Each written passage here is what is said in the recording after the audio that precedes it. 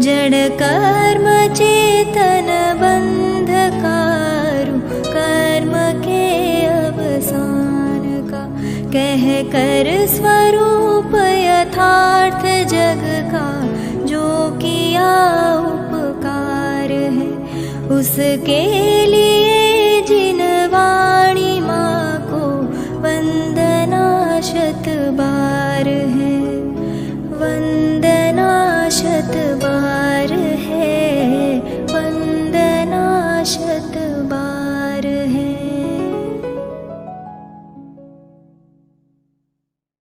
पुरुष आदि सजिन आदि सुविधि करतार, धर्म धुरंधर परम गुरु नमो आदि अवतार। भक्तामर स्तोत्र को कौन नहीं जानता?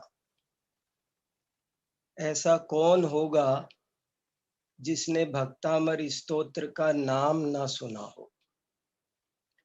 न केवल नाम सुना हो बल्कि उसे पढ़ा भी ना हो, ऐसा भी व्यक्ति मिलना मुश्किल ही है।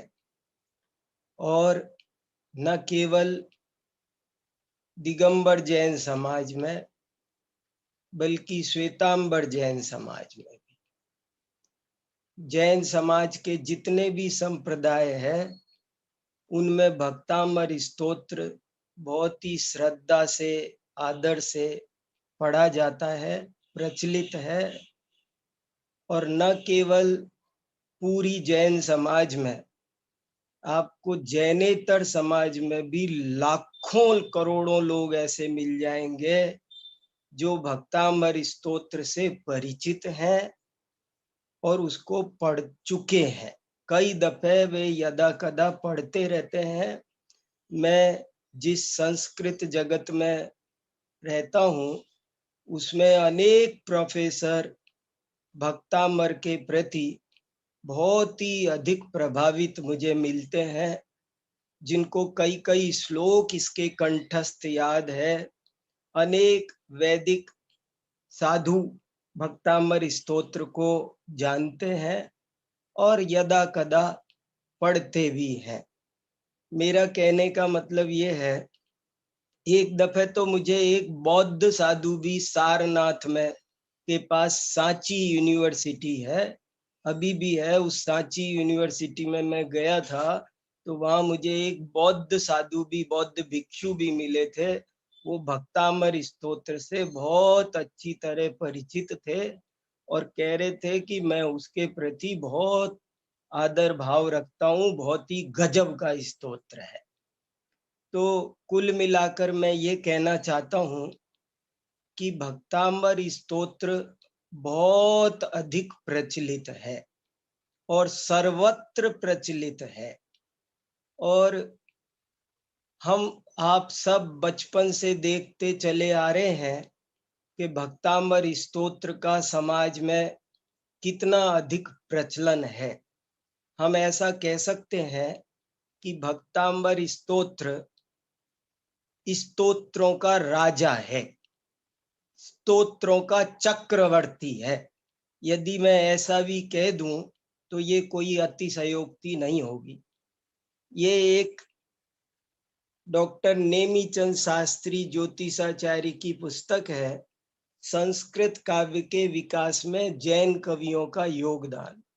बहुत ही अद्भुत गजब की किताब है। इस किताब में लिखा है कि आज भी जैन साहित्य में संस्कृत भाषा में 1000 से अधिक स्तोत्र उपलब्ध होते हैं।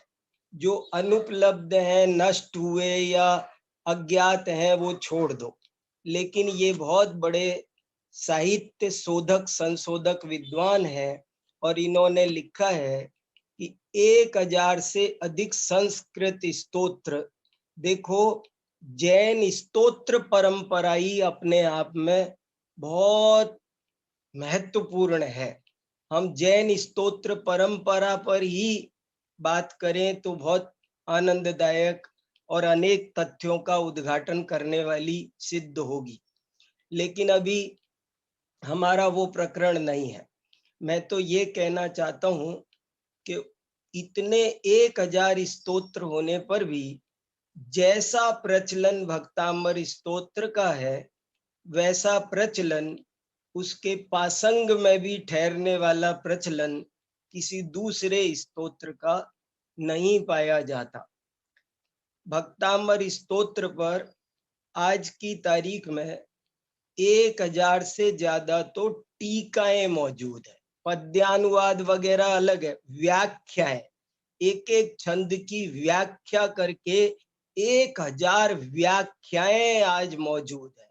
संस्कृत में भी, हिंदी, संसार की कोई भाषा नहीं है जिसमें भक्तांबर स्तोत्र और उसकी व्याख्या अनुवाद न मिलता हो। ये इस तरह से भक्तांबर स्तोत्र का प्रचलन है। और भक्तांबर स्तोत्र का प्रचलन आप हम सब देखते हैं कि आप कुछ लोग तो आपको ऐसे मिलेंगे कि जो और कुछ नहीं करते। मैं ऐसे सैकड़ों लोगों को मैं भी जानता हूं, आप भी जानते हैं कि वे और कुछ नहीं करते, लेकिन भक्तांबर स्तोत्र पढ़ेंगे, रोज पढ़ेंगे, आए दिन पढ़ेंगे, अखंड पाठ करेंगे, हर इतवार करेंगे, कुछ ना कुछ करके वो कैसे भी करके वे करते हैं। मुझे कोई कह रहा है कि मेरी आवाज ठीक नहीं आ रही है, क्या ऐसा कुछ है? मेरी आवाज नहीं आ रही है?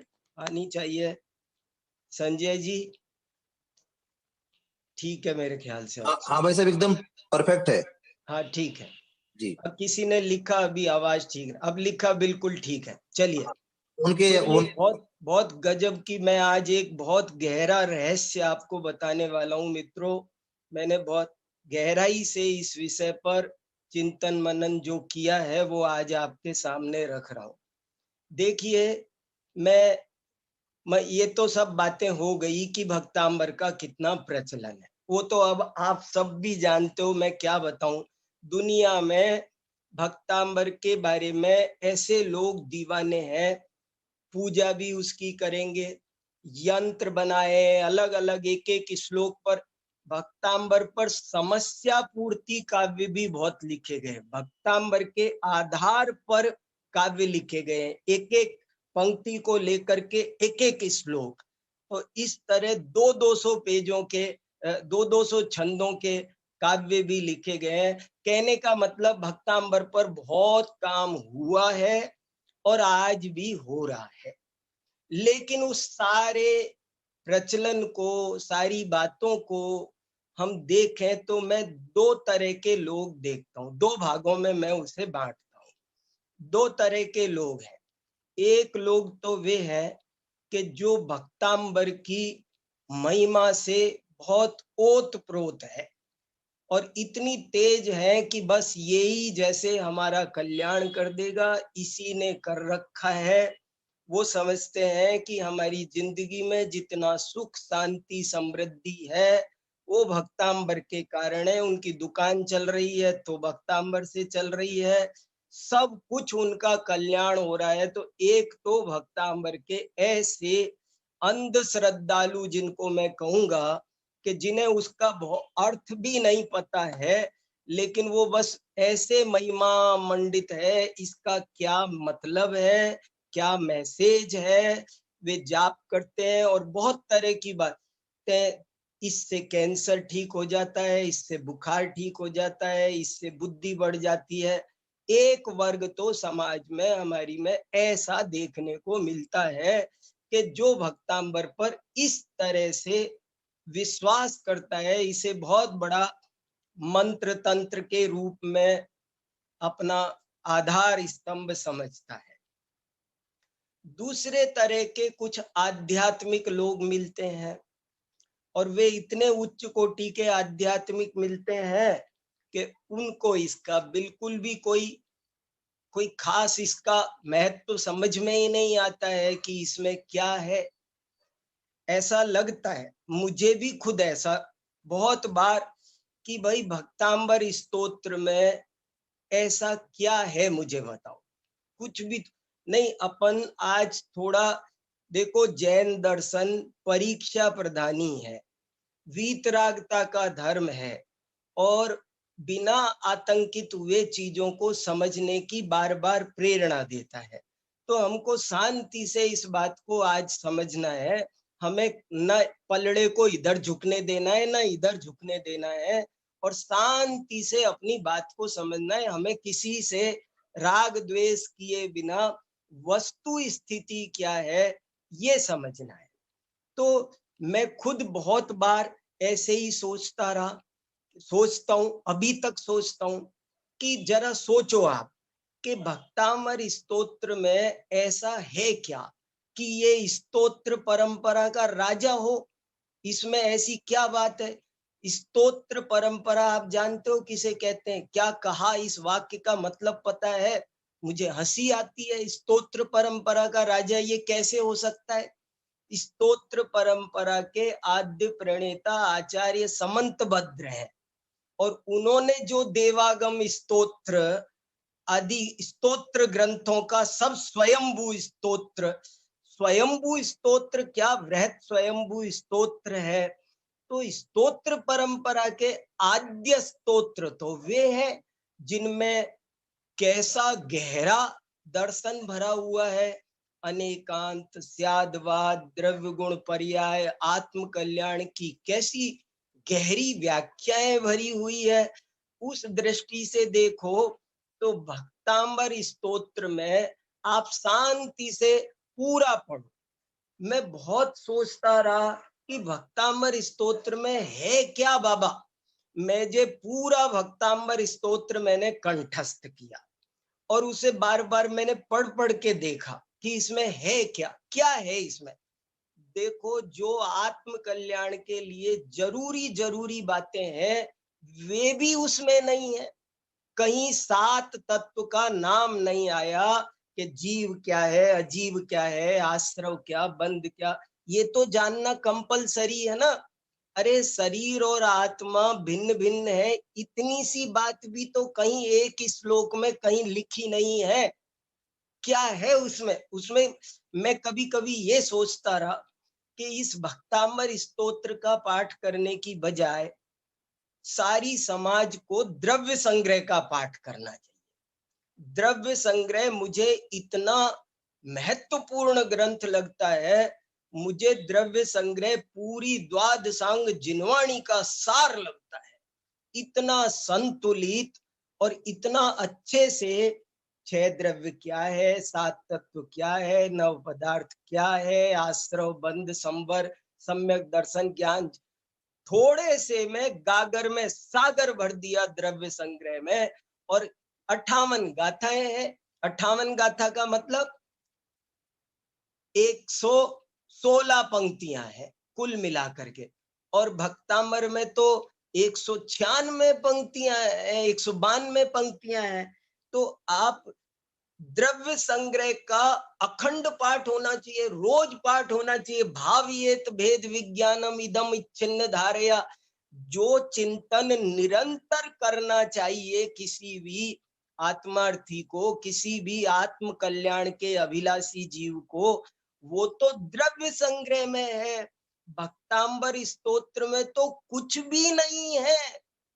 पूरे 48 श्लोक पढ़कर देखो तो उसमें कहीं सम्यक दर्शन, सम्यक ज्ञान, माने जो तत्वार्थ सूत्र का पहला सूत्र है, सम्यक दर्शन ज्ञान चारित्राणी मोक्ष मार्ग, वो भी तो उसमें नहीं है।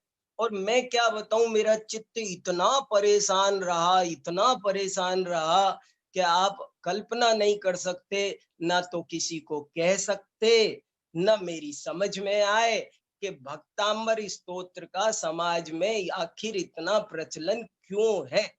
और मुझे ये भी लगता रहा कि जैन समाज के कहीं पतन का कारण तो नहीं बन रहा है ये भक्तांबर स्तोत्र। बहुत ही ज्यादा चलता रहता है। लोग माने अंधविश्वास और अंधश्रद्धा को तो समाज में नहीं फैला रहा है। राग द्वेष, भगवान को रागी द्वेषी कर्तावादी और इससे ये ठीक हो जाएगा, उससे वो ठीक हो जाएगा। झूठी सच्ची बातों को, अज्ञान को बढ़ावा देने में तो भक्तामर स्तोत्र कुछ योगदान हमारी समाज में नहीं कर रहा है। इसलिए क्या इस भक्तामर स्तोत्र के ये अखंड पाठ आदि के प्रचलन को चलने देना चाहिए या बोलना चाहिए, समाज को दिशा निर्देश देना चाहिए कि बंद करो इस भक्तामर को, ये 24 घंटे एक बार पढ़ लो, 2 दफे पढ़ लो, ठीक है, इसमें क्या है ऐसा। और मैं आपको सच कह रहा हूं, मैंने बहुत लोगों से इस विषय को पूछा, बड़े बड़े विद्वानों से पूछा, तो मुझे कहीं इसका ठीक उत्तर नहीं मिला। और ज्यादा से कोई तो यही कहता था कि ये बहुत बड़ा मंत्र है और अपन समझ नहीं सकते, कुछ तो है इसमें और इससे बड़ा लाभ होता है, इससे सारे दुख संकट दूर होते हैं। ऐसे ऐसे कुछ तो ऐसे करता कि बस भैया कुछ है, बस कुछ है, कोई हुआ आया है, बस ऐसी बातें करता था कोई। और कोई बताता मुझे तो वो ऐसे बताता, बोले साहब आप इसकी काव्य कला जानते हो आप? ऐसा काव्य नहीं मिलेगा आपको, रीझ जाए, क्या काव्य है, क्या इसकी इसकी जो प्रस्तुति है, जो इसकी शैली है, वो तो अद्भुत है, बहुत गजब की है। क्या उपमाएं हैं, क्या उत्प्रेक्षाएं हैं, क्या अनुप्रास है, क्या रस विधान है। माने कुछ लोग इसकी काव्य कला पर रीझ रहे हैं और मैं मानता हूं इसकी काव्य कला तो रियली अद्भुत है, निसंदेह अद्भुत है। काव्य कला की दृष्टि से भक्तामर स्तोत्र बहुत ही अद्भुत है, लेकिन वो बहुत काव्य कला की दृष्टि से बहुत अद्भुत होने पर भी क्या वो इस लायक है, वो इस योग्य है कि उसी को 24 घंटे पढ़े, वो उसको सारे स्तोत्रों का राजा कह दिया जाए? ऐसा कैसे संभव है? इतनी बड़ी उपाधि क्या सिर्फ काव्य कला के कारण उसे दी जा सकती है? और जो मंत्र तंत्र वाली बात है ना, उस पर भी मैंने बहुत गहराई से सोचा है। मैंने ऐसे ही नहीं सोचा कि बस कोई अध्यात्म के अतिरेक में आकर के मैं कह रहा हूं कि इसमें मैं मंत्र शास्त्र को मानता हूं दोस्तों। मंत्र शास्त्र कुछ नहीं होता ऐसे कहने वाले लोगों में से मैं नहीं हूं, मैं मंत्र को मानने वालों में से हूं। लेकिन फिर भी मंत्र शास्त्र की एक सीमा है, वो मुमुक्षु को, ज्ञानी को आत्म कल्याण करना जो चाहता है उसको अट्रैक्ट नहीं कर सकता। वो उसको आकर्षित करने की क्षमता, मंत्र तो लौकिक है और ये पारलौकिक जिससे ज्ञान चाहिए वो इस मंत्र की तरफ, मंत्रों के उसके लिए इस चीज की क्या है। अगर मान लिया कि भक्तामर स्तोत्र के पाठ से मुझे संतान हो जाएगी, मैं निसंतान, तो क्या हो जाएगा? ज्ञानी इस बात से आकर्षित होगा, जिसे पाप पुण्य पर का स्वरूप जिसने ठीक से समझा हो, वो इस बात से भक्तामर स्तोत्र को इसलिए अपनाएगा कि मेरी दुकान अच्छी चल जाएगी, मेरी नौकरी लग जाएगी, मेरे इंक्रीमेंट बढ़ जाए। ये इन तुच्छ लाभों के कारण वो भक्तामर स्तोत्र को महान मानेगा। तो ये मंत्र किसी समझदार को, मुमुक्षु को आकर्षित कर पाएंगे, ये बात मेरे गले कभी भी नहीं उतरी। और मैं खूब सोचता रहा कि भक्तामर स्तोत्र का कि कहीं महान है भी कि नहीं है तो क्यों है। और इस विषय पर मैंने, जैसे विश्वविद्यालय में अनुसंधान होती है, ऐसे बहुत गहराई से चिंतन किया और करके जो कुछ मेरी समझ में आया वो अब आप सबके सामने रख रहा हूं। आशा है आप सब उस पर बहुत गहराई से चिंतन करेंगे और मुझे उम्मीद है कि जैसे मुझे कोई चीज मिली और आनंद हुआ, ऐसे ही जब आपको भी ये बात समझ में आएगी तो आपको बहुत आनंद आएगा। एक दिन मैं राजा भोज का इतिहास पढ़ रहा था दोस्तों, और राजा भोज का इतिहास पढ़ते समय हमारी बहुत स्टडी राजा भोज के बारे में चलती रही, कई महीने चली। अब कभी मैं एक दिन आपको राजा भोज पर सुनाऊंगा, पूरा 1 घंटे सुनाऊंगा आपको। राजा भोज कैसा जैन धर्म का अनुरागी था, कितने उसने जैन ग्रंथ लिखे, कितने जैन विद्वानों को उसने समर्थन किया, कितने काम उसने जैनों के लिए किए। ये सब बातों की चर्चा मैं कभी आपके साथ में अलग से करूंगा। लेकिन मैं राजा भोज का इतिहास पढ़ रहा था, तो पढ़ते समय फिर से मेरे दिमाग में एक बात क्लिक कर गई, फिर मेरा ध्यान भक्तामर स्तोत्र की ओर चला गया।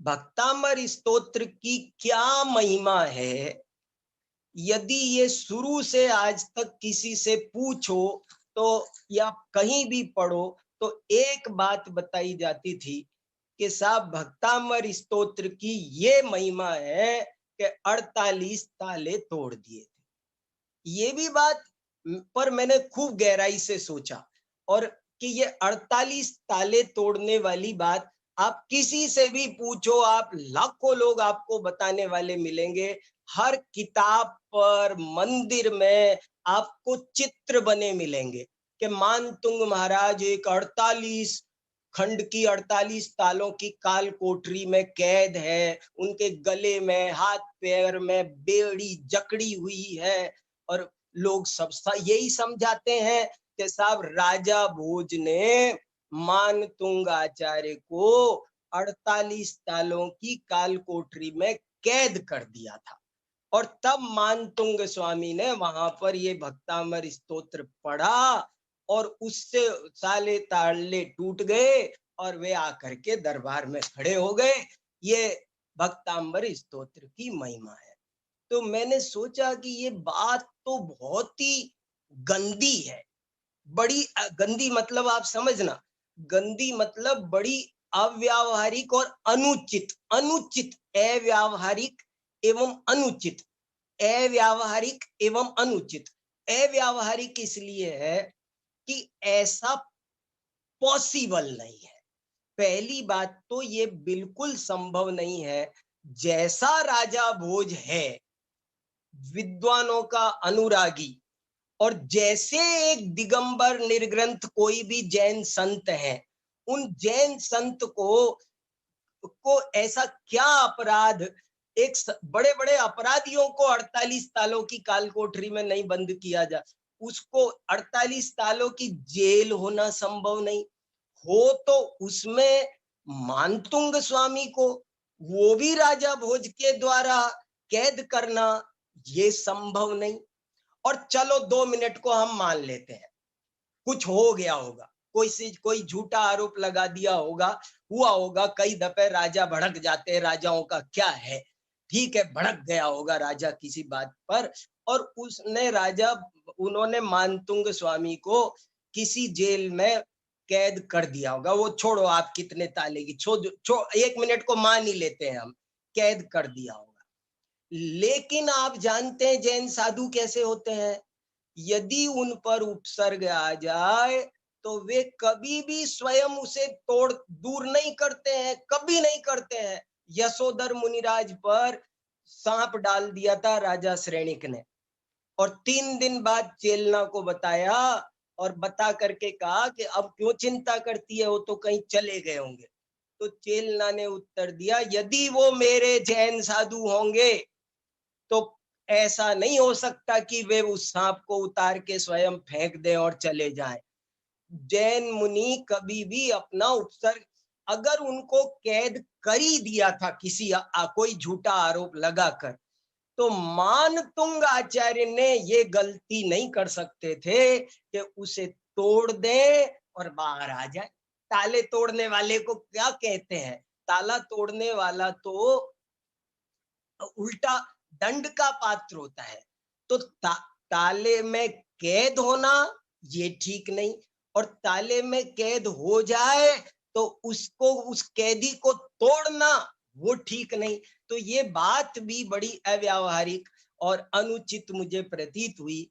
लेकिन जब मैंने साहित्य शास्त्र को ठीक से पढ़ा, बहुत सारी बातों को समझा, तो मुझे लगा रे हम तो बड़े हम तो वो कहते हैं ना, लकीर के फकीर, शब्द पीटने वाले, शब्दों को पकड़ने वाले, जिनका जो लोग भाव नहीं समझते हैं, वे लोग बहुत नुकसान उठाते हैं। जो एक दिन मैं कभी आपको साहित्य शास्त्र भी सुनाने वाला हूँ। साहित्य शास्त्र को क्या होता है और उसको क्यों समझना पढ़ना जरूरी है, साहित्य शास्त्र की क्या उपयोगिता है शास्त्रों को समझने के लिए, मैं एक दिन आपके साथ इस विषय पर भी कुछ गहराई से बातें करूंगा। तो क्या होता है, शब्दों को पकड़ना ठीक नहीं, शब्दों के पीछे छुपे हुए अर्थ को पकड़ना चाहिए। हम जो लोकोक्तियां बोलते हैं, मुहावरे बोलते हैं, जो अलंकार होते हैं, जो उपमाएं होती है, हम उन सब को जब लकीर के फकीर बनकर शब्द पकड़ लेते हैं, तो हमको उनका वो भाव समझ में नहीं आता है जो उसमें गहरा भरा होता है। तो ये 48 ताले वाली बात जो सर्वसम्मति से चली आ रही है, तब से चली आ रही है, ये बात लाक्षणिक बात है। इसमें एक गहरा, बहुत गहरा संदेश है, और ये ही भक्तांबर स्तोत्र की महानता का आधार है। और आपको हमको इस पर जरा थोड़ा गहराई से ध्यान देना है। मैं अपनी बात अब कह रहा हूं कि ये इसका 48 ताले का क्या लाक्षणिक अर्थ है, लेकिन उसकी पुष्टि के लिए कुछ प्रमाण मैं बाद में प्रस्तुत करूंगा। लेकिन आप 48 ताले टूटने का क्या मतलब है और ये घटना कैसे हुई होगी और कैसे ये कथन प्रचलन में आया होगा और कैसे हमने उसे गलत समझ लिया, इन सब बातों को जब आप साहित्य शास्त्र की बातें में कुछ करूंगा, उस दिन भी कुछ थोड़ी स्पष्टि होंगी। मगर आज आप थोड़ा सा मेरी बात समझने की कोशिश कीजिए। थोड़ा सा इतिहास, थोड़ा साहित्य शास्त्र, थोड़ा भाषा शास्त्र, ये सब आता हो तभी हम बातों को ठीक ठीक समझ सकते हैं। देखो मित्रों, क्या हुआ था, राजा भोज का पीरियड जो था, जब राजा भोज थे तब ये मानतुंग आचार्य थे और तभी ये स्तोत्र लिखा गया। कोई कहता है वो 8वीं शताब्दी थी, कोई 9वीं थी, कोई कहता है 7वीं थी, 10, जो भी है, पर वो जो 300 साल का पीरियड करीब अपन पूरा ले लेते हैं, 300 साल के पीरियड का, उस समय का आप हमारे देश का आप अध्ययन करोगे तो आपको पता चलेगा कि वो पीरियड हमारे देश का एक स्वर्णिम काल था। उस समय हमारे देश में न कोई विदेशी आक्रमण हुए, हमारा देश मुगलों के अधीन नहीं था, कोई बाहरी आक्रमण नहीं हुए थे, प्रजा में बहुत शांति थी, कोई अकाल महामारी कुछ नहीं था, कोई प्राकृतिक राजनीतिक कोई तरह का संकट देश पर नहीं था, और सारी प्रजा प्रसन्न चित्त थी, खुशहाल थी, समृद्ध थी। राजा लोग भी बहुत अच्छे थे, अपनी प्रजा को पुत्रवत प्यार करते थे। भारत के इतिहास में वो पीरियड एक गोल्डन पीरियड था, जब सारी प्रजा सुखी थी और उसे किसी भी तरह की कोई चिंता फिकर नहीं थी।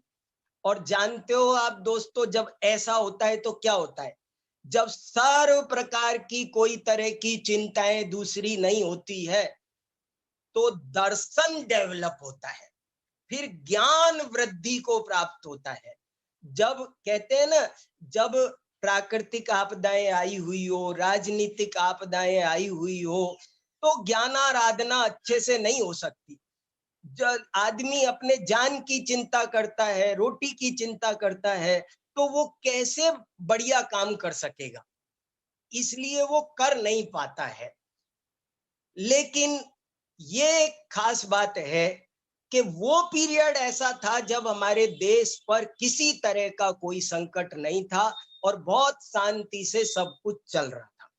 और जब ऐसा चल रहा था तो आप दर्शन का इतिहास भी देखो कि उस समय में बड़े बड़े दार्शनिक हुए हैं। बौद्धों के यहाँ देखो तो धर्म कीर्ति, दिग्नाग, धुरंधर धुरंधर। वैदिकों में देखो तो उसी समय शंकराचार्य जैसे धुरंधर दार्शनिक हुए, रामानुज।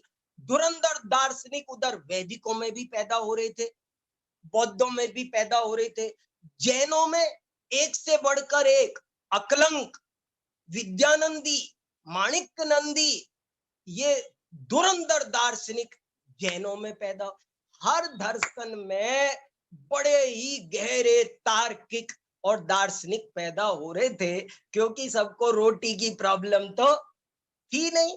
अब ज्ञान आराधना करनी थी, सबको अपना तत्व ज्ञान के पीछे सब लगे हुए थे।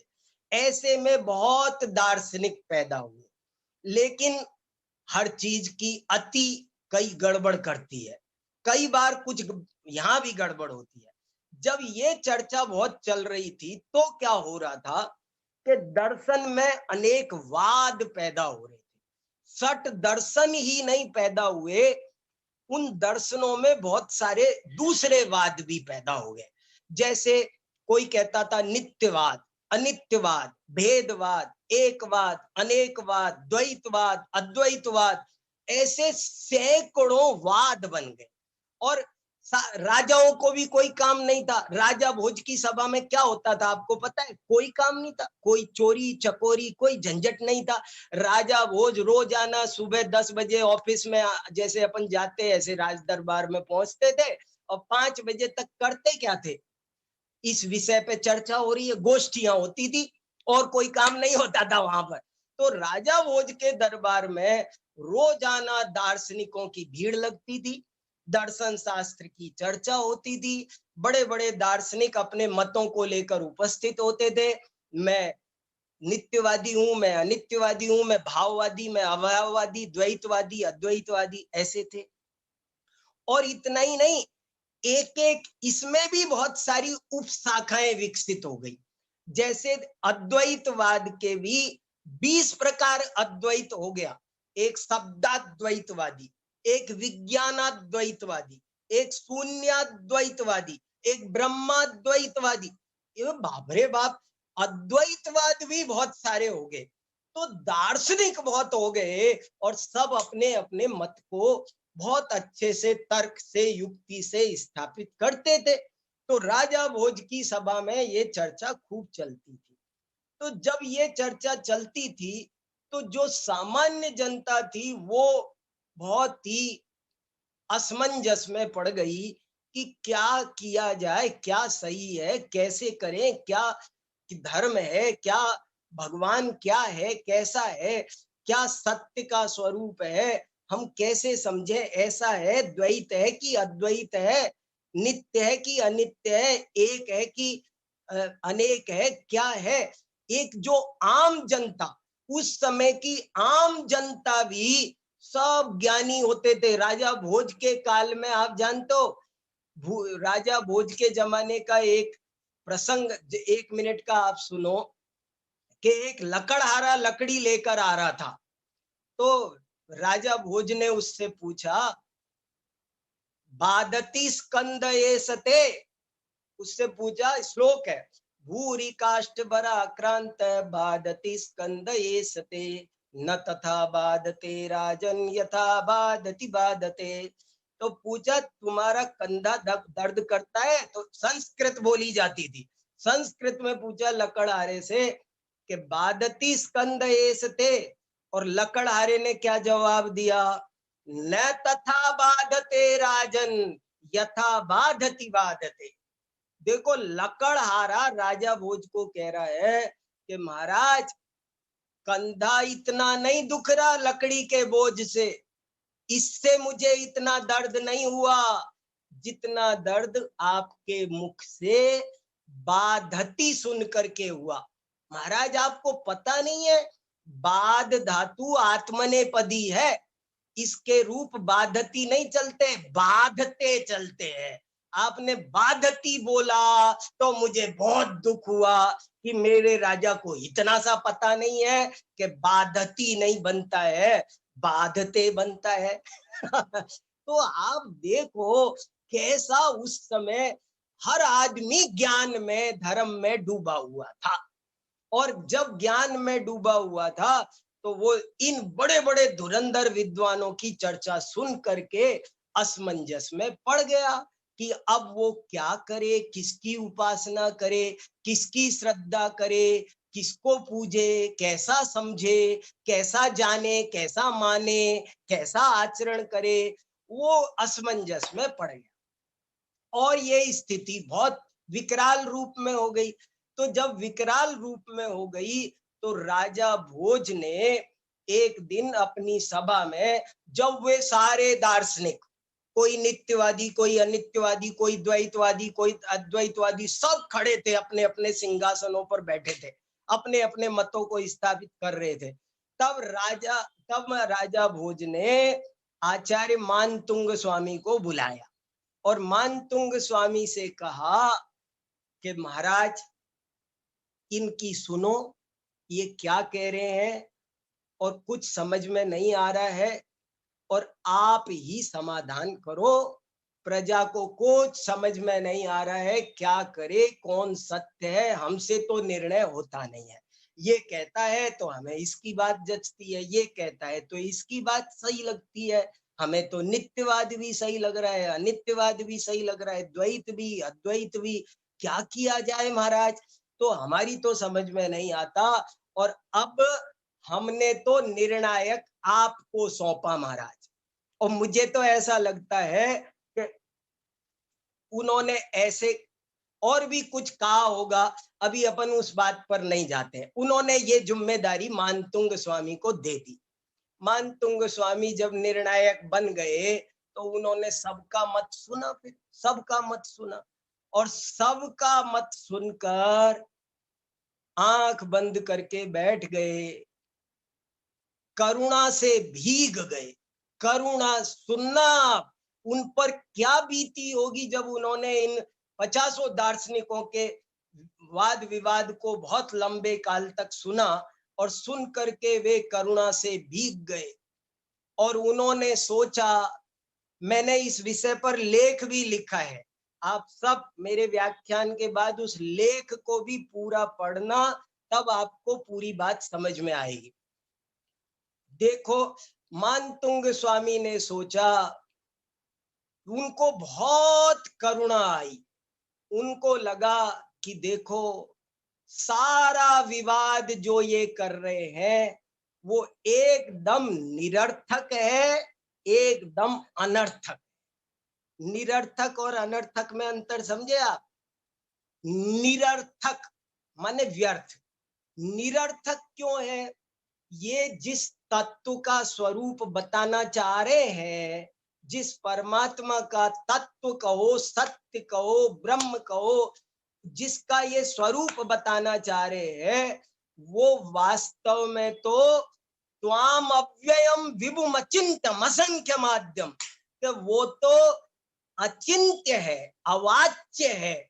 उस अवाच्य को वाणी से कहने की कोशिश, वो वाणी से कहा ही नहीं जा सकता, इसलिए उसे कहने, सुरगुरु भी उसे नहीं कह सकते।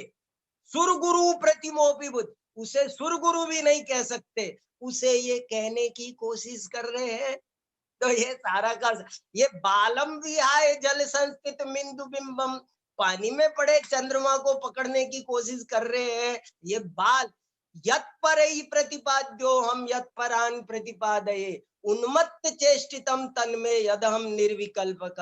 वो तो सारी उन्मत्त चेष्टा है कि जो हम उसको कहने की कोशिश करते हैं, मैं कह दूंगा छाती ठोक के कहते हैं, ये दुराभिमान है, ये निरर्थक भी है और अनर्थक इसलिए है। अनर्थक, अनर्थक माने अनर्थ करने वाला, क्योंकि ये कसाय बढ़ा रहा है, क्योंकि इसके कारण जो विवाद कर रहे हैं उनको भी कसाय पैदा हो रही है दूसरों को भी जय पराजय, ये तो सारा विवाद निरर्थक है, अनर्थक है। और दूसरी बात उन्हें ये भी समझ में आई कि जो तत्व अद्भुत है, एक ही बात को वैसे ही लड़ रहे ये जैसे वो 6 अंधे हाथी के लिए लड़ रहे थे।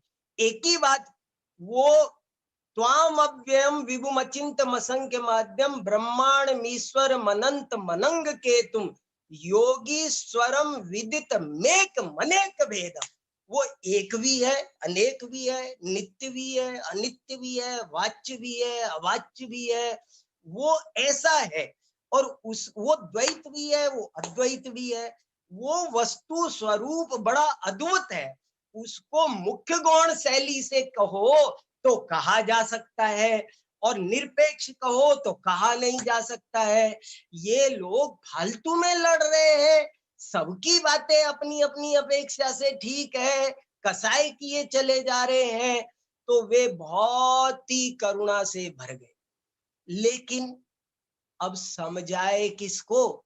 वहां तो सबका पारा अहंकार में सब चकनाचूर हो रहे थे। मैं ही सब चोटी जने सब अपने दुपट्टा धार धार के सब बैठे थे। मैं बड़ा पंडित हूँ, हार जीत का सवाल चल रहा था, शास्त्रार्थ हो रहा था। तो वो किसको सही है, किसको गलत है, क्या करते, क्या समझाते? तो उन्होंने उसका तरीका यही सोचा कि एक स्तुति ऐसी लिखी जाए उस ब्रह्म की कि जिसमें मूल मुद्दे की बात आ जाए और फालतू की बातें ना आए। और उन्होंने एक भक्तामर स्तोत्र इस ढंग से लिखा कि जिसमें मूल मुद्दे की बात कर दी। मूल मुद्दे की बात समझे आप क्या? कि उसके नाम पर बहस मत करो, नाम पर लड़ने की कोई जरूरत नहीं है। उसका नाम कुछ भी हो सकता है। आप ब्रह्मा भी हो, विष्णु भी हो, महेश त्वम शंकरोसि भुवनत्रय शंकरत्वात् धाता, आप सब फिट बैठ सकते हो, हमें नाम में ऐतराज नहीं है। लेकिन स्वरूप को अब आप एक दफे मेरा ये सुनने के बाद अब भक्तांबर का एक एक श्लोक पढ़ना तो आपको समझ में आएगा कि पूरे स्तोत्र में उन्होंने स्वरूप पर बहुत ज्यादा जोर दिया। और स्वरूप में भी और किसी बात पर नहीं, उन्होंने कहा 2-3 मुद्दे बिल्कुल क्लियर होने चाहिए, और बातों पर नहीं। एक नंबर 1, वो हर हालत में वीतराग होना चाहिए।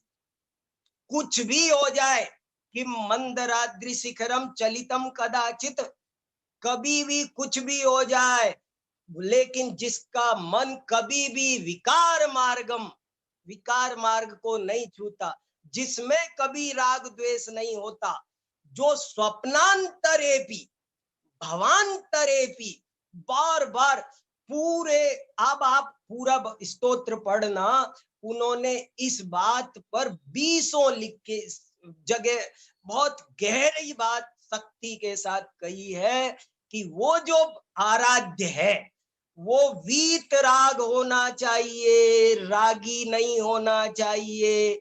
यदि उसके चित्त में राग द्वेष पैदा होता है तो वो आराध्य नहीं है, वो ब्रह्म नहीं है। नाम आम में मत जाओ। आप देखो भक्तामर स्तोत्र में किसी का नाम नहीं लिया। ये जो हम कहते हैं ना ये ऋषभ देव स्तोत्र है, ऋषभ देव भी नहीं है। ये ऋषभ देव का बताओ, इसमें कहीं ऋषभ देव लिखा हो तो मुझे बताओ। कहीं ऋषभ देव का नाम भी नहीं आया। प्रथमम जिनेन्द्रम आया, कह सकते हो आप। अरे प्रथमम जिनेन्द्रम का मतलब पहला जिनेन्द्र नहीं है, सबसे पहले, ये मतलब है। वहां पहले वो ऋषभ, ये भक्तांबर स्तोत्र ऐसा है कि उसे जैनी क्या, बौद्ध, हिंदू, मुस्लिम, सिख, ईसाई सब माने, ऐसा है ये। और गजब की बात, उन्होंने तर्क से, युक्ति से ये सिद्ध किया। आप पूरा देखो। पहला पॉइंट कि वो वीतराग होना चाहिए, जरा सी भी कोई कमी नहीं चलेगी, बिल्कुल। और इस इस मुद्दे को लिखा। दूसरा मुद्दा उन्होंने लिखा वो सर्वज्ञ होना चाहिए, और सर्वज्ञता के 20 श्लोक है, और वो अब आप पढ़ोगे तो अब आपको दिखाई देंगे। आप ही दीपों पर है त्वमसि नाथ जगत प्रकाश है, आप अद्भुत दीपक हो, आप अद्भुत सूर्यातिशायी महिमा। ये क्या है, ये क्या लिखा जा रहा है, आपको होश है? ये सर्वज्ञता लिखी जा रही है। आप चंद्रमा भी आपके सामने तुच्छ है, ये क्या लिखा जा रहा है? ये सर्वज्ञता लिखी जा रही है। तो भगवान का जो स्वरूप का मूल मुद्दा है कि भगवान वीतराग होना चाहिए, भगवान सर्वज्ञ होना चाहिए, और भगवान हितोपदेशी होना चाहिए। वो सर्व सत्व हितोपदेशी के भी 4-5 श्लोक इसमें आए हैं। तो मूल मुद्दे पर उन्होंने इतनी सशक्त लेखनी चलाई है, इतनी सशक्त लेखनी चलाई है कि सारे मिथ्यात्व के पहाड़ चकनाचूर हो गए हैं। और ये भक्तांबर स्तोत्र की महानता का बहुत बड़ा आधार है। इसके बाद में सुनो, इसके बाद में उन्होंने ये भी कहा कि भक्ति कैसी होनी चाहिए। इस पर भी उन्होंने बड़े गहरे, बड़े सब निराकृत्य को बड़ी कुशलता से निराकरण कर दिया, प्रतिपाद्य का बड़ी कुशलता से प्रतिपादन कर दिया। और यही इसकी महानता है। भक्ति कैसी होनी चाहिए, स्तुति कैसी होनी चाहिए, अब आप पढ़ना तो अब आपको दिखेगा उसके श्लोक श्लोक में ये भाव क्या होता है। उन्होंने छोटा 48 के जरा सा छोटा सा ग्रंथ है, लेकिन 6 दफे ये लिख दिया कि भक्त कैसा होना चाहिए, भक्ति का प्रयोजन क्या होना चाहिए। 6 दफे लिख दिया। एक दफे लिखा तुल्या भवन्ति भवतो ननु तेन किम वा, भगवान की भक्ति का फल क्या होना चाहिए। सारे दार्शनिक खड़े, देखो आप अंदाजा लगाना, सारे दार्शनिक बैठे थे वहां, और उन्होंने उनके बीच सुनाया कि भक्ति कैसी होती है, आराध्य के स्तुत्य, स्तुति, स्तोता और स्तुति फल। स्तुति सिद्धांत के 4 बात है, और जो इन 4 को समझता है वो स्तुति सिद्धांत को ठीक से समझता है। और ये चारों बातें भक्तामर स्तोत्र में बहुत अच्छे से सबके लिए बहुत अच्छे से आई है। स्तोता कैसा होना चाहिए, स्तुति का प्रयोजन क्या होना चाहिए, स्तुति कैसी होनी चाहिए। तो मैं आपको प्रयोजन बता रहा था। एक जगह लिखते हैं तुल्या भवन्ति भवतो ननु, माने भगवान के समान बन जाना, ये स्तुति का प्रयोजन है। एक जगह लिखते हैं जयंती मृत्युम, जन्म मरण का अभाव होना चाहिए। हम इससे कम में हम भक्ति का कोई सौदा करने तैयार नहीं है। भक्ति करने का एकमात्र पर्पज क्या है, क्लियर कट लिखा। आपको पूरे भक्तामर स्तोत्र में कहीं पर भी कोई कर्तावाद, अंधविश्वास, कोई राग द्वेष, कोई बात नहीं है। जो भय दूर होते हैं, जो चीज उसमें विगत बंद भया स्वयं भवंती, ऐसा लिखा है, स्वयं भवंती, उनसे भयभीत होकर दूर भाग जाते हैं। इत सहज जो भक्त की स्थिति होती है वही लिखा है उन्होंने। भगवान दे देते हैं या भक्त चाहता है, ऐसा कहीं पर भी सुई की नोक बराबर संकेत तक उन्होंने नहीं किया। और अंत तक लिखा, ये देखो ये क्या है, अंत में भी देखो आप कि जो भक्तामर स्तोत्र को ठीक से समझेगा, तम मान तुंग मवसा समुपैति लक्ष्मी, उसे अवसा लक्ष्मी मिलेगी। अवसा माने स्वाधीन मुक्ति लक्ष्मी की प्राप्ति होना, ये स्तुति का प्रयोजन है क्या। और स्तुति कैसे होगी, मैं आपको, अब आप पूरा पढ़ोगे तो अब आपको बहुत आनंद आएगा और आप गहराई से इस बात को देखना।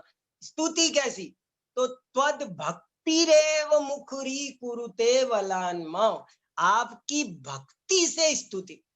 भक्ति मुझे बोले जैसे कोयल बोलती नहीं है लेकिन उसे वसंत ऋतु बुलवा देती है। कोयल तो मूक रहना पसंद करती है, लेकिन जब वसंत ऋतु आती है तो वो बोल पड़ती है। ऐसे ही स्तुति कब होती है दोस्तों? तो वो कहते हैं जब भक्ति हो तो स्तुति होती। ये भक्ति और स्तुति में भी बहुत लोग अंतर नहीं समझते।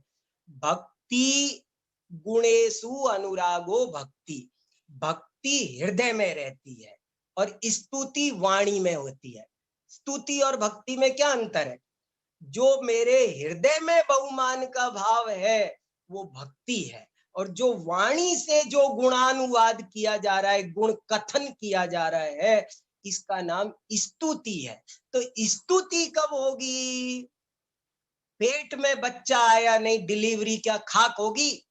दिल में भक्ति पैदा नहीं होगी तो कैसे स्तुति होगी? तद भक्ति रेव मुखरी कुरुते बलान माम। तो स्तुति के सिद्धांत को, स्तोत्र का काम ही ये है कि स्तुति सिद्धांत को ढंग से स्पष्ट करे, और ये काम भक्तामर स्तोत्र ने ठीक से कर पाया कि स्तुति क्या, स्तुत्य क्या, स्तुति का प्रयोजन क्या, और ये चारों बातें उन्होंने बहुत अच्छे से, स्तुति, स्तोता, स्तुत्य और स्तुति फल, चारों चीजों को उन्होंने भली भांति स्पष्ट किया है, और ये ही इसकी महानता है। अभी मैं और दो तीन बहुत इंपॉर्टेंट बात रह गई है, कई बातें हैं बड़ी जबरदस्त, मैं आपको अब और खास बात बताना चाहता हूँ। भक्तामर स्तोत्र, देखो कोई चीजें हमारी परंपरा में चल रही है तो उनको ऐसे ही है, ढोंग चल रहा है, पाखंड है, ऐसे कहकर उड़ा देना बहुत आसान है, और उनका क्या प्रयोजन मूल में रहा है उसे पकड़ लेना, इसका नाम विद्वत्ता है, इसका नाम रिसर्च है, और इससे हमारा हित होने वाला है। देखो क्या, जब उन्होंने मानतुंग स्वामी ने ऐसी एक कॉमन स्तुति की तो क्या हुआ कि वो राजा भोज को दिखाई उन्होंने लिख करके कि महाराज मेरे हिसाब से तो ये है बात। तो राजा भोज कहने लगा कि दिखाओ इन सबको, तो सारे दार्शनिकों को दिखाया गया। तो सारे दार्शनिक कहने लगे ये तो बिल्कुल शॉर्ट एंड स्वीट सिंपल और कॉमन बात है ही, इसमें क्या, भगवान को रागी द्वेषी कौन बोलेगा मुझे बताओ, राग द्वेष भक्ति का फल है, कौन बोलेगा? तो सब बोले ये तो बहुत बढ़िया बात है। झगड़ा तो नाम में ही था ना, झगड़ा तो पक्षपात में ही था ना। और इस बात को जब कहा तो सब कहने लगे हम मानतुंग आचार्य ने जो लिख के दिया है हम तो इससे सहमत है। सब ने साइन कर दिए, सब सारे वादियों ने साइन कर दिए, सबका वाद प्रतिवाद समाप्त हो गया।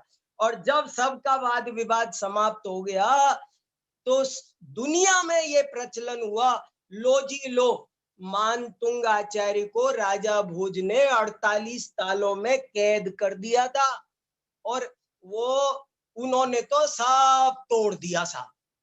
ये 48 ताले तोड़ना ये एक लाक्षणिक प्रयोग है।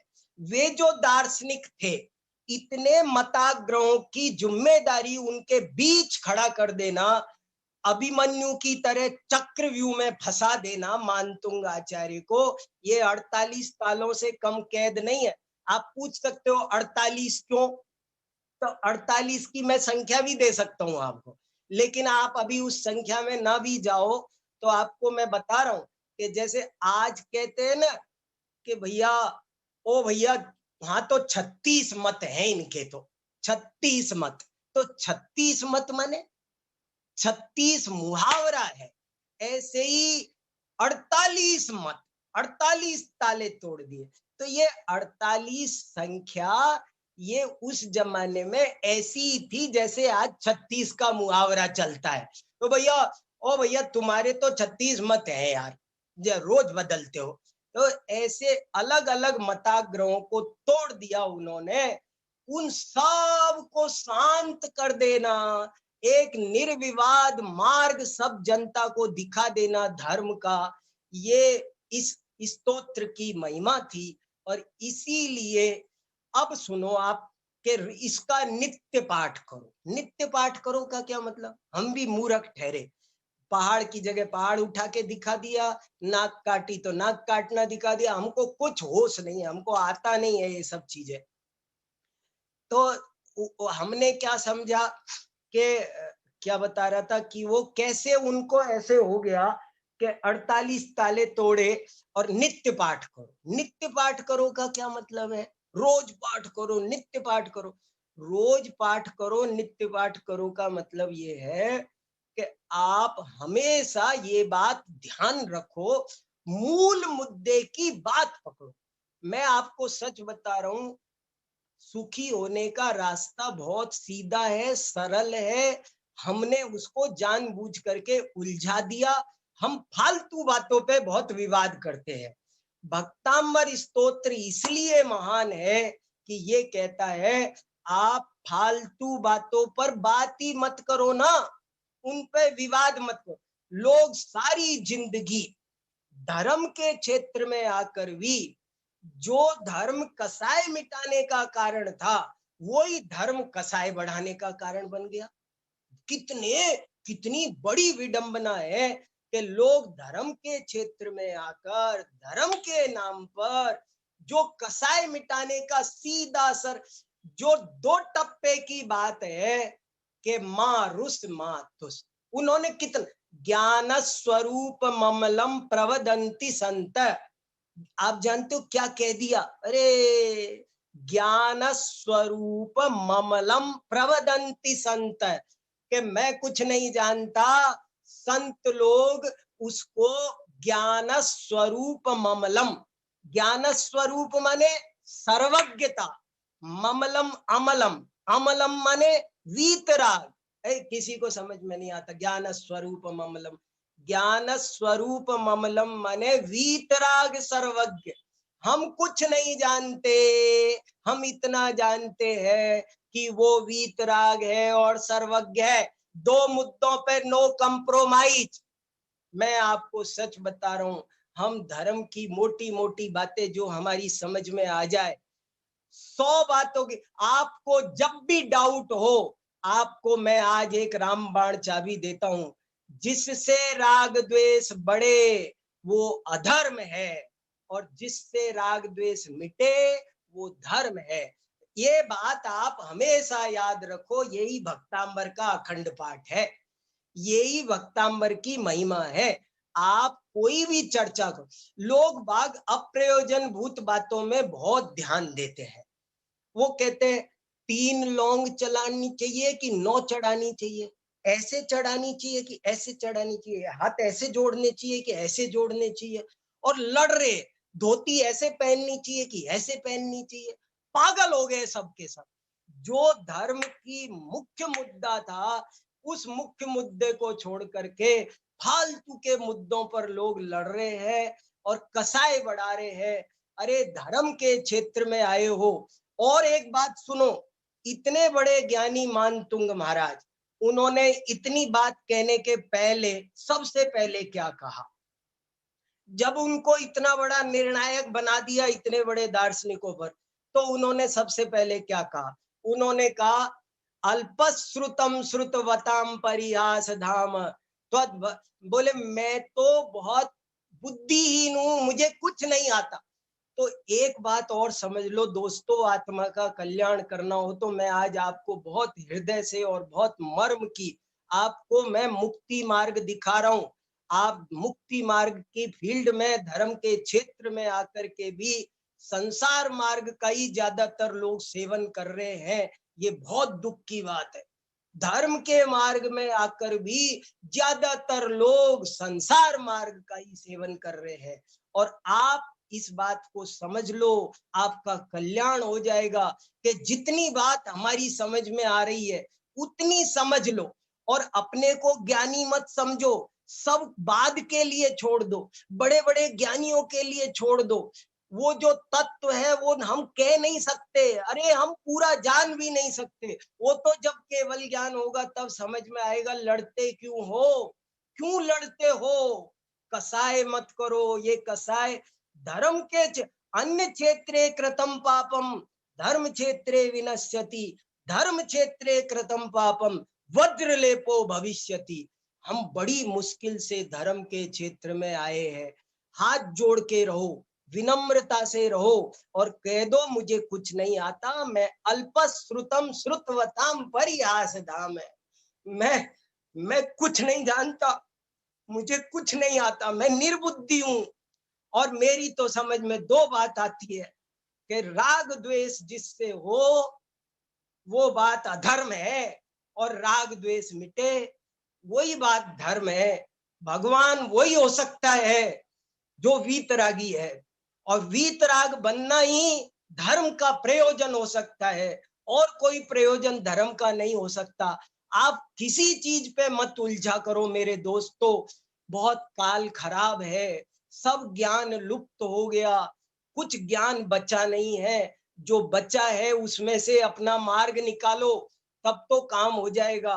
तो भक्तामर स्तोत्र बहुत महान है। 48 ताले टूट गए मेरे तो, और आपके भी टूट जाए तो मेरा ये प्रयोजन, मेरा बोलना सफल हो। मैं ये कहना चाहता हूँ, कोई आग्रह मत रखो, कोई दुराग्रह मत रखो, कोई मताग्रह मत रखो, साफ साफ कह दो, जिसने राग द्वेष काम आदिक जीते सब जग जान लिया, सब जीवों को मोक्ष मार्ग का निष्प्रय हो उपदेश दिया, बुद्ध वीर जिन हरिहर ब्रह्मा या उसको स्वाधीन कहो, भक्ति भाव से प्रेरित हो यह चित्त उसी में लीन रहो। फालतू की अप्रयोजन भूत बातों में विवाद कर करके लड़ के, इनकी जन्मभूमि वहां है कि यहाँ है, लड़ रहे मर रहे कसाई कर रहे हैं। भैया ये विवाद के काल में भी निर्विवाद रहने की, राग द्वेष रहित रहने की कला ये भक्तामर स्तोत्र सिखाता है। मैं आपको 2 लेख भी मैंने लिखे हैं, वो दूंगा, आप सब उन 2 लेखों को पढ़ना। मैंने ईमानदारी से चिंतन किया है और पवित्र भावना से अपनी बातों को कही है।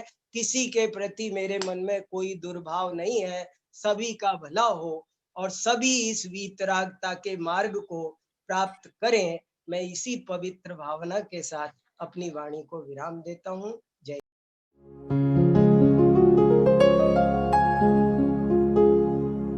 निज निधि निज में बताए, यह अनंत उपकार है उसके लिए जिन वाणी माँ को वंदना शत बार है, वंदना शत बार है, वंदना शत बार है।